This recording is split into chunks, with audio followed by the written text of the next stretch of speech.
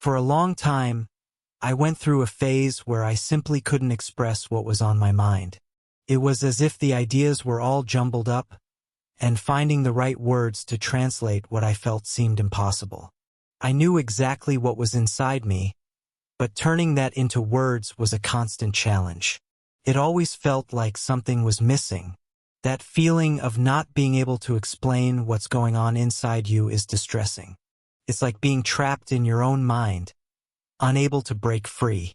The truth is, all of this is a clear sign of poor communication. And when communication doesn't work well, the consequences can affect many areas of your life. For example, you may end up attracting people who don't truly connect with you. Your friendships may be fragile and superficial. Your romantic relationships tend to be toxic and unstable, and even your connection with your family, parents, siblings, or children may become strained and distant. Moreover, your professional plans could be compromised, making your future more uncertain and dependent on luck. Not knowing how to communicate is like losing control over yourself. It's living as someone unable to express their own will, someone who doesn't allow their most authentic version to make its mark on the world. In this video, I want to present to you a set of tools or tips, if you prefer, that can completely transform the way you express yourself. Think of it as if you were a character in a game, and I'm here to offer you upgrades that will level up your character. Remember, we're doing this for ourselves, to enjoy the benefits that good communication brings to our lives. So stay with me and pay close attention. First of all, what does it mean to be articulate? Think about your body. Your fingers are articulated, as well as your wrist, arm, neck, or in fact, the whole body is full of joints, though some parts are more flexible than others. Joints function as connections between bones, allowing varied movements in different directions. The more connections you have, the more movement possibilities arise, and the more articulated that part of the body becomes. Now imagine you don't have fingers. It would certainly be much harder to hold, feel, and interact with objects. Even external tools like cutlery enhance your ability to manipulate the world. The simple act of holding a fork, for example, already expands your possibilities of movement. A spoon, a hand, an arm, cups, and cutlery are extensions that help us deal with the physical world more efficiently. But beyond the physical world, there's also the world of ideas. In this universe, there are tools that work as points of articulation, connecting concepts and thoughts. The more of these points you develop and refine, the more skilled you'll be at dealing with and interacting with ideas. If you've ever thought, "Oh, but I don't have this," remember that for a baby to learn to walk, they need to master the tool called a leg. Similarly, you need to learn to use the intellectual tools available to you. It's important to understand that these tools aren't directly linked to becoming smarter. They concern your ability to connect concepts, organize thoughts, assign meanings, and express your worldview. Becoming smarter can be a side effect, but it's not the main goal here. Among the tools I'll share, you can choose the ones that make the most sense to you. It's not necessary to use all of them. The important thing is to identify the ones that challenge you the most and the ones that can propel you forward. Take what works for you and leave the rest behind. Ready? Let's go. Speak calmly. Slow down your pace of speech. This not only gives you more time to organize what you want to say, but also helps the other person process what's already been said. It's not just about seeming calmer or less anxious while speaking. Think of that person who talks too fast, loses track of their thoughts, stammers, and sounds confused. The state of your body directly impacts your emotions, and if you're agitated, your thoughts and words tend to come out in a disordered manner. This relationship between the body, emotions, and speech is well established by neuroscience. So allow your words to have weight. Speak with more calmness and clarity. Give yourself the necessary time to structure your ideas before you express them. Additionally, speaking more calmly conveys self-confidence, confidence in what you're saying, and in the way you present yourself. Learn to feel comfortable with silence. Instead of filling pauses with sounds like or like, replace those noises with silence. It may seem difficult at first, but, in fact, it's the effort to avoid silence that drains us. Often, we fear silence, thinking it makes us seem insecure. But, in reality, silence conveys strength, confidence, and respect. If someone asks you an important question, something you want to answer authentically, there's no problem in taking a pause to think. Likewise, during a conversation, it's totally valid to incorporate moments of silence while you organize your thoughts. Use those pauses to genuinely ask yourself, what do I really think about this? This attitude shows that you're seeking a truthful and meaningful answer, and that holds much more value. Understand that there's nothing wrong with leaving someone waiting for your answer. If the person is willing to wait, it's because they truly value your opinion. Otherwise, if they lack patience, it shows that what you think may not be important to them. And in that case, why waste energy trying to please? Also, remember that it's always better to take a little longer to say something useful and relevant than to rush and end up saying something empty or meaningless. The time you take to think before responding can make all the difference in the quality of your communication. We all have two types of vocabulary, the habitual and the deep. The habitual vocabulary consists of the words we frequently use in our daily lives, while the deep vocabulary includes those we know but rarely put into practice. For example, many people know the meaning of the word abstract, but they opt to use terms like complex, which have similar meanings but not exactly the same. The key here is to expand your word repertoire. The more words you have at your disposal, the more resources you'll have to describe ideas and perspectives. Think of words as tools.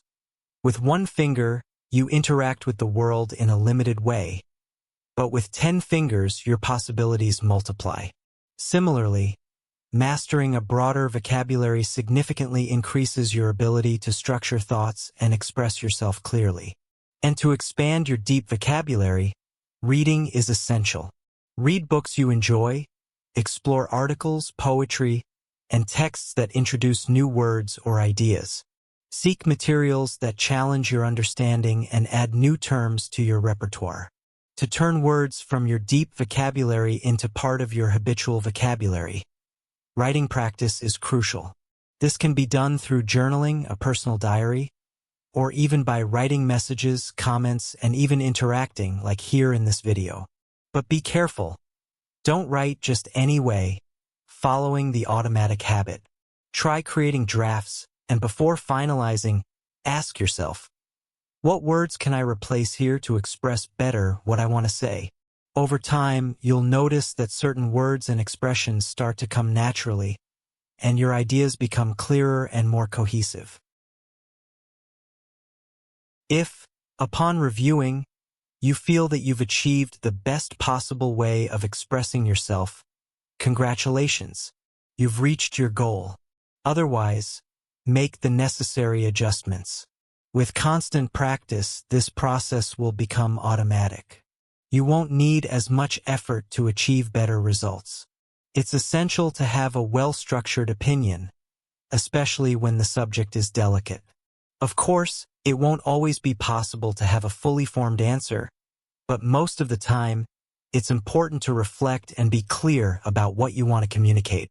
This doesn't mean your opinion needs to be perfect or infallible, but that you've taken time to think about the matter. If your goal is to convince someone of something, simply searching for 5 ways to persuade people or 6 tricks to manipulate people on YouTube won't help. Allow me to be direct. This approach is superficial. What truly matters is that you try to convince someone of your point of view because you genuinely believe in it, after considering other possibilities and concluding that your opinion is the most coherent. Whether it's about simple or complex issues, adopting this process of reflection will enhance your ability to transform thoughts into clear and authentic ideas. When you truly believe in what you're saying, your argument will flow naturally. Now, if you're unsure about what you're talking about, it's better not to say anything. Otherwise, you'll end up repeating something you heard superficially, and it won't represent who you truly are. Instead, you'll be transmitting a distorted version of yourself. As I mentioned before, it won't always be necessary to have such a structured approach. In more informal conversations, for example, you may not need to elaborate everything so thoroughly. However, if your intention is to be taken seriously and share your worldview in a meaningful way, it's essential that you know what you're talking about. For that, study. Instead of wasting time watching short videos or getting distracted by other people's lives on social media, use that time to dive into topics you've always wanted to understand better. Research subjects on which you want to have a stronger, more grounded opinion. Assume that the other person might know something you don't yet know. You can and should defend the idea you believe in at the moment, as it's the most solid thing you have so far. However, if you really want to evolve, adopt the mindset that the other person may have information or a perspective you haven't considered yet. With this mentality, you'll be able to analyze both your point of view and theirs during the conversation. This approach allows you to ask, does what they said make sense? Do the nuances of this information connect with what I think? Taking the other person's opinion into account is crucial to forming a more complete view of the topic. Reflect if what was said fits into your perspective or not, and based on that, you can express your opinion clearly and respectfully, saying something like, I disagree with that because, according to my analysis, this and this are more consistent, which implies that. Moreover, the other person will notice that you're genuinely listening and paying attention, and not just trying to win the discussion. Often, we focus so much on proving that we're right or that the other person is wrong that we forget the main point. For example, reacting with anger or frustration to a simple question about your opinion reveals more insecurity than certainty. If you truly believe in what you're saying, why would you mind being questioned? An inflated ego can lead to the difficulty of admitting mistakes, and this attitude keeps you stuck in wrong paths, creating theories that don't represent who you truly are. This doesn't mean you always have to admit your mistakes to others, although, in some cases in relationships, that's healthy. But at least be honest with yourself. Defend your point of view with all the arguments and conceptual tools you have, but know when to recognize the moment when you can think, I hadn't considered that and it really makes sense. Don't stick to a wrong idea just out of pride. This behavior is toxic and harmful. Perhaps you've seen or experienced situations where someone has such a hard time admitting a mistake that they'd rather break off a friendship or destroy a relationship than simply acknowledge they were wrong. Don't be that person. Always remember that the other person might know something you don't yet know. This simple shift in mindset can greatly improve your relationships. This point is simple and direct. If the other person is more interested in fighting than in discussing ideas, the best option is to stop talking and walk away. You have the responsibility to try to guide the conversation in the best way possible, using all the communication tools you possess. Once again, this isn't just for the benefit of the other person, but also for everything it adds to your perspective and your future. However, there are moments when dialogue becomes unfeasible. For the conversation to be productive, the other person must be willing to listen to what you have to say. They don't necessarily need to believe that you know something they don't know, but they should be open to listening and considering your view. If you don't have the discernment to leave the conversation when necessary, what could be a constructive discussion will easily turn into a fight.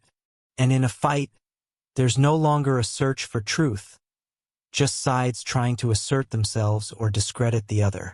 This often leads to insults, threats, and, in more extreme cases, even physical aggression. Therefore, it's crucial to know when to choose the battles you really want to fight.